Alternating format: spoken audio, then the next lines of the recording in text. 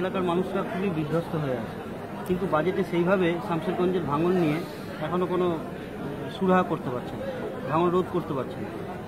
দেখুন, আমরা বামপন্থীরা তো যা বলি তাতে তো অনেকটা বলি। প্রথম কথা হচ্ছে যে ভাঙন রোধ করতে গেলে পরিবেশকে বাঁচাতে হবে। দেশে ওই হাসদেও অরণ্য থেকে শুরু করে আমাদের এখানকার লাটাগুড়ি, তিলাবনি আর এই মুর্শিদাবাদ, বহরমপুর শহরে যেভাবে পুকুর বোঝানো থেকে শুরু করে গাছ কাটা, আর তাতে কেন্দ্রের সরকার এবং রাজ্যের সরকারের যা প্রশ্রয় এবং চোখ বন্ধ করে থাকা, তার ফলশ্রুতিতে আজকে নদী ভাঙন, পরিবেশ দূষণ হওয়া, গরম বাড়া, এইটাকে আটকাবেটা কে? আর দ্বিতীয় কথা হলো যে বন্যা নিয়ন্ত্রণের যা টাকা বরাদ্দ করেছে তা সাফিসিয়েন্ট নয়।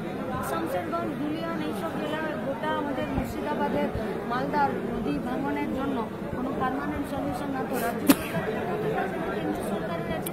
আমরা ইলেকশনের আগে, ইলেকশনের পরে এবং আজকেও সাধারণ মানুষকে দেখে আমরা তাই আবেদনও করবো যে এর বিরুদ্ধে একটা বলিষ্ঠ আন্দোলন, বলিষ্ঠ লড়াই এবং মানুষের জনমতকে এক জায়গায় নিয়ে আসার কাজই আমরা তাই। বিভিন্ন নির্বাচনে বামেদের ভরাডুবি, সেখানে দাঁড়িয়ে আপনি একজন ইয়াং জেনারেশন নতুন নেত্রী, যে জায়গায় দাঁড়িয়ে কিভাবে এই জায়গা থেকে রিকভার করবেন, কি ভাবছেন? দেখুন, বামেদের ভরাডুবি হলো তো বামেদের কিন্তু ক্ষতিটা একা হলো না। দেখুন, 7 বারের জন্য নির্মলা সীতারামন এমন বাজেট পেশ করলো যে মানুষের টিকিতে আবার ফাঁস পায়।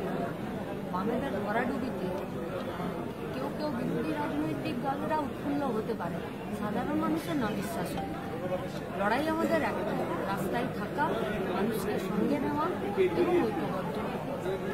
মুখ্যমন্ত্রী 1 লাখে দুর্গাপুজোর অনুদানে 70 থেকে 15,000 বাড়িয়ে 85 করলেন, এই বিষয়ে আপনার কি? কটা চাকরি হবে, কটা কর্মসংস্থান হবে?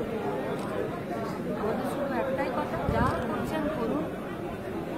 আমরা কোনো মতেই লড়াইয়ের ময়দান থেকে সরছি না। এই সবের হিসাব রেডি রাখি।